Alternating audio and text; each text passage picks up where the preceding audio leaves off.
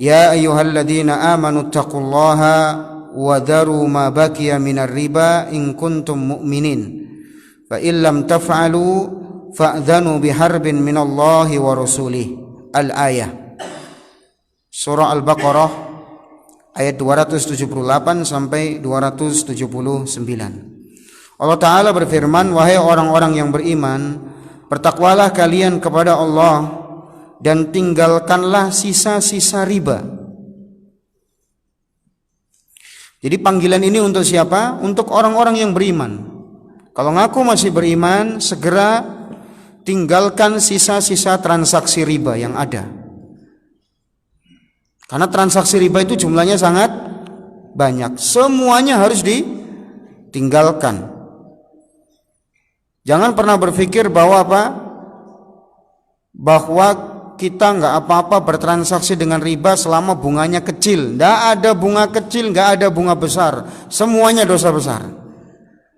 Mau bunganya 2%, mau suku bunganya 5%, mau 80%, semuanya dosa besar.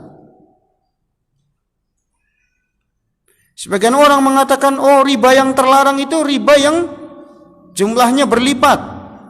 Mereka beralasan dengan firman Allah, la ta'kulur riba adha'afan mudha'afah. Jangan kalian makan riba dalam jumlah yang berlipat. Jadi berdasarkan ayat ini, sebagian orang mengatakan riba yang terlarang adalah riba yang berlipat-lipat. Sementara kalau riba suku bunga hanya 2%, hanya 3%, hanya 5%, nggak apa-apa. Ya 5% dari berapa triliun dulu? Ya bisa diremehkan yang namanya riba, besar maupun kecil. Sebab Allah nyatakan di sini apa? Wadharu ma baqiya minar riba. Tinggalkan sisa-sisa dari riba. Memang betul di ayat sebelumnya Allah melarang riba yang berlipat-lipat, tapi juga Allah melarang riba yang serpihan-serpihan. Ya, kalau diibaratkan riba besar itu kayak rengginang, tinggalkan semuanya, nggak boleh ditahankan, nggak boleh dimakan. Jadi kalau orang mau berkecimpung di riba, berarti dia sudah nantang perang melawan Allah dan Rasulnya. Al-Quran menyatakan memakan riba itu menantang Allah dan Rasulnya ke dalam peperangan. Kok malah sebagian orang mengatakan apa? Tanpa modal riba dagangan saya nggak akan jalan. Tanpa modal riba bisnis saya akan terhenti. Ya, padahal di sini dengan jelas Allah Subhanahu wa taala menyatakan umumkan perang melawan Allah dan Rasulnya. Itu. Oleh karena itu Imam Malik pernah ditanya, apakah ada dosa yang lebih besar yang masuk ke dalam perut daripada minuman khamr? Adakah dosa yang lebih besar yang masuk ke dalam perut daripada minuman khamr? Ketika itu Imam Malik bin Anas, Imam Darul Hijrah, Imam penduduk Madinah ketika itu, Imam madhab terkemuka, gurunya Imam Syafi'i, Imam Malik ketika itu berpikir, apa kira-kira dosa yang lebih besar yang masuk ke perut daripada khamr?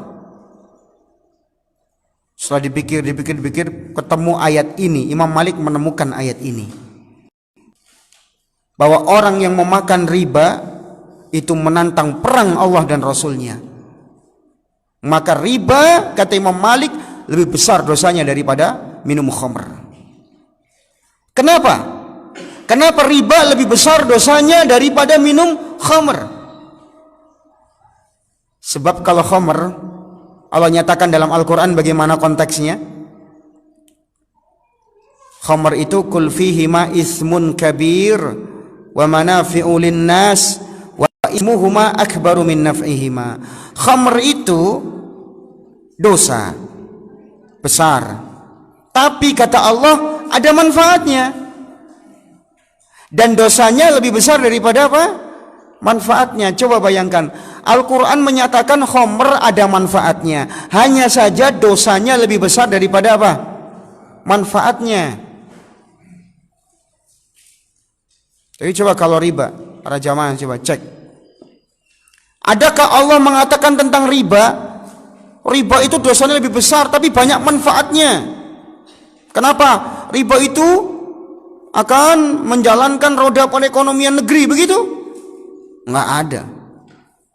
Nggak ada di situ konteks Allah nyatakan riba itu ada manfaat. Tidak.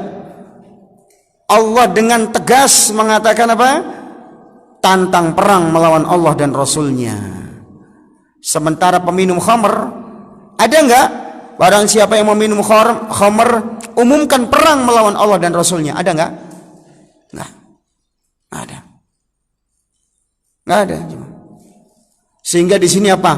Jelas nyata bahwa riba lebih besar daripada apa? Daripada khamr. Dosanya lebih besar daripada khamr. Tapi anehnya sekarang, ya. Kalau seorang sekarang ditawari sama bule datang. Ya, bulenya itu bawa khamr, kualitasnya top, dari mana? Dari New Zealand misalkan. Ayo minum dulu bro katanya. Dikit aja, misalkan secangkir doang atau setengah cangkir aja, nggak apa-apa bro, biar seger pikiran kau itu, misalkan. Kira-kira mau nggak kalau umat Islam? Oh enggak, saya nggak minum itu. Kamu aja tuh yang minum sudah.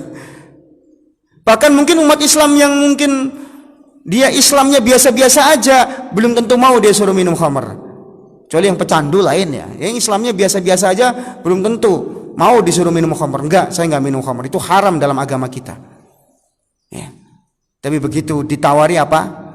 Nih, bro, saya pinjemi modal 100 juta, tapi nanti balik 130 juta ya. Oh, beres, gampang, tanda tangan langsung. Mau saja langsung. Lucu. Padahal itu riba lebih besar dosanya daripada khamr. Ya. Baik, jemaah sekalian. Maka di sini Allah dengan tegas mengatakan perang kepada para pemakan riba. Kita pun seperti itu, tegas. Kita tegas perang dengan seluruh apa saja yang kaitannya dengan ribawi. Ya.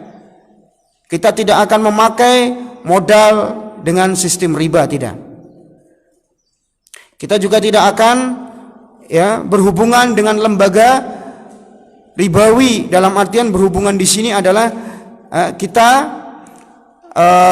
meramaikan, memberikan keuntungan banyak buat mereka, tidak. Ya. Kalau lebih bagus lagi apa? Orang-orang kaya berkumpul, ya, memberikan bantuan kepada siapa? Orang-orang yang nggak punya modal, tapi dia amanah ya, makanya dicek dulu dia aman apa tidak. Baru setelah itu apa? Dia dimodali sekian, mungkin dengan akad mudharabah atau mungkin dengan pembayaran hutang dicicil ya, tapi tidak berbunga. Nah itu nanti tentunya ini orang-orang kaya harus punya peran dalam hal ini. Ya, ini jamaah sekalian rahimani wa rahimakumullah. Sebagian orang atau mungkin sebagian lembaga ekonomi itu berpikir bahwa tanpa bunga mereka nggak bisa jalan. Bagaimana kita tanpa bunga bisa meminjamkan sebuah modal? Ya, buktinya di Saudi Arabia ada sebuah perbankan yang dia meminjamkan. Dia meminjamkan tanpa bunga, tetap kaya banknya. Bahkan pemilik bank itu termasuk orang terkaya di Saudi Arabia. Luar biasa, konglomerat, kaya raya. Kenapa? Karena mereka berpikir itu pakai din, pakai agama, bukan pakai logika. Nah, sekarang orang-orang yang berdiri di perbankan ribawi di negeri kita berpikir minjemin gak ada bunga. Oh gak mau. Gak mau. Dari mana kita untung katanya. Itu kalau orang berpikir tidak pakai agama seperti itu. So kalau berpikir bahwa memberi pinjaman itu apa? Menolong saudaranya sama muslim. Berpikir dong seperti itu. Bahwa meminjamkan itu menolong. Bahwa pahala yang diharapkan pahala akhirat. Kalau nggak siap, kau saya minjemi. Selesai urusan. Kenapa harus berbunga? Ini tega banget sesama muslim sampai menerapkan bunga. Bahkan main sita. Main bodyguard. Apa namanya itu tukang tarik? Debt collector. Ya, debt collector. main debt collector, manggil aparat dan seterusnya. Ya, ini jamaah sekalian rahimani wa rahimakumullah. Ya, hati-hati nih orang-orang seperti ini. Tadi sebelumnya pernah kita bahas, seluruh pihak yang terkait dengan riba semua kena laknat semuanya kena laknat. Bahkan pencatat riba itu juga kena apa? Laknat. Ini jemaah rahimani wa rahimakumullah.